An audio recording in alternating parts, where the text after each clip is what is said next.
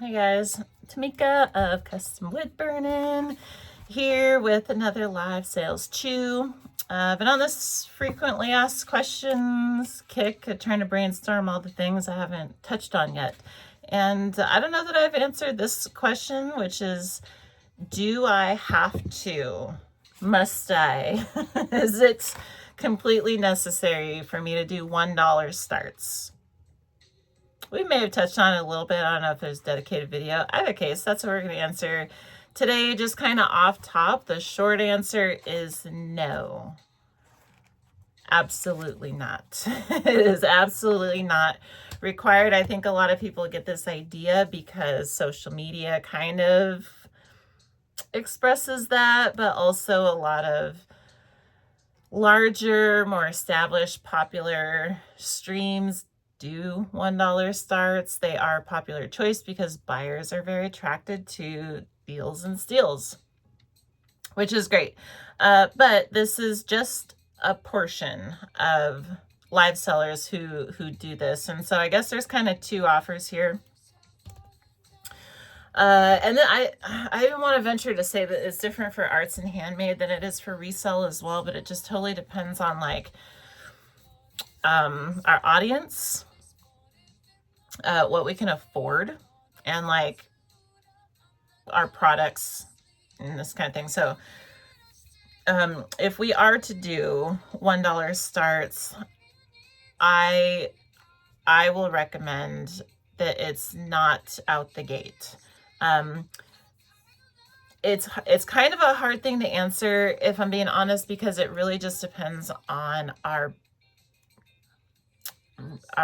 tolerance for losses and risk and everything, because depending on what our goals are, it may behoove us to do dollar starts. If we have just a ton of inventory and we've got a sourcing system down and we're like new to Whatnot, but we're not new to online sales, it's not our first rodeo, we want to hit the ground running, this is our full-time thing, and we don't have time to build and waste and organically this and that. We just want to go full steam, take the loss in the beginning so that we can build that audience the fastest way possible. $1 starts will do that. That's a great tool and strategy to use.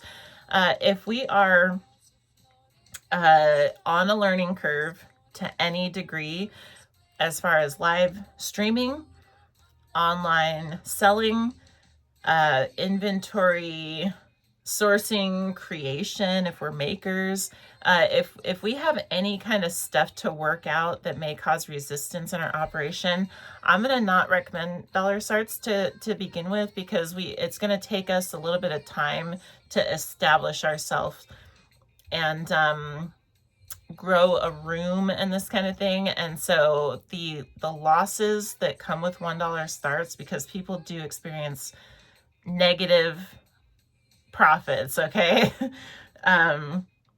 Doing $1 starts, right? There's fees that come out, there's taxes you got to pay, there's the cost of the packaging material, the packing paper and stuff, the labels, the shipping adjustments can cost money on top of the products themselves. When we're selling stuff at $1 before we have things established, there's a lot of items that sell for that $1. We hope that they get bid up, but it does not always happen, and it especially does not happen in the beginning. It takes a little while to learn what our audience likes, our sales process, especially if we're solo. We have to build the systems to be able to move inventory, because I do think dollar starts pair the best. It's not like super black and white, like completely, but in general pair the best with like high volume, right? Like if you are only bringing like even if you're only bringing, like, if you're a maker and you make, even if you can make like 20 items a day, totally depending on what you make, but it'd be difficult to do a show with just 20 items for dollar starts because there's not enough energy behind it. And so typically it's the high volume because you can sacrifice a bunch and then you can like build up the room and build up the bids and stuff like this. Larger sellers too, they often pair with giveaways and stuff like this. There's a lot of investment that goes in. They sometimes have teams or like a packer. They might have like a rented space that they're selling out of, something like that. It's like everybody's situation's different. And so it truly is to each their own. But the main offer with this video is just to really know that you don't have to. You do not have to. And not only do you not have to, there's plenty of sellers who are wildly successful not doing that. $1 sites are a tag, and that's another reason they're popular. But your price points are for you to determine, and it is on you to attract the buyers that you want. So what I will recommend as like a safer and more financially responsible maybe option, especially when we're starting, is to just look at our inventory.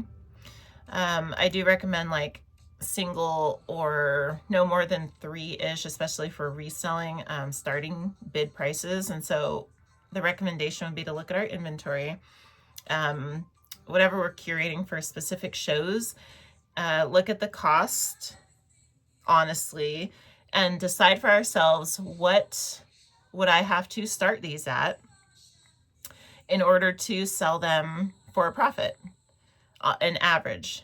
If I sold everything in this show, what would the average price point need to be for me to be in the positive, and start your items there. If that's $5, it's $5. If it's $3, cool. If it's $10, that's fine. That's fine. If it's $20, depending on what we have, like if we're selling steel toe boots, I mean, we could start at $50, $60, $70, $80. Really, if the products are worth it, then they're worth it. If our audience starts to build and they know the value of our stuff, right? And so if our audience starts to build and they're cool with those price points, we can bring the price points down over time for extra bidding velocity and extra incentive and perks and stuff like that. But to start out with, it's super okay to just protect our margins, right? Because even if we start stuff at 20 bucks, if that's barely in the profit, then we're still going to be there shipping whatever we sold. And it's not a great feeling to be shipping 50 things at like, very, very minimal profit. And so just kind of out of respect for shipping us and future us and our bank account and our time, start the items for what you're comfortable with them selling for so that they're in profit, and then work your way down. That is my suggestion. Unless you are the, you know what, I'm about to hit the ground running and I don't have time to waste. Chop, chop. If you're that, do dollar starts. Do dollar starts. But just be prepared to show up in hustle mode every day until you build that room and start getting the margins that you want. But it is totally viable pathway as well. So, do I have to? No. Is it helpful to? It depends on us. And so, depends on our goals, our experience, our products, all these kind of things. And so, super individual, but not necessary. Okay, so that is the offer. I hope this helps. I hope this helps clarify and answer that question. If it does, please let me know by giving this video a thumbs up. Otherwise, hope to see you tomorrow. Be back talking about more live sales stuff. Happy live selling in the meantime. Bye.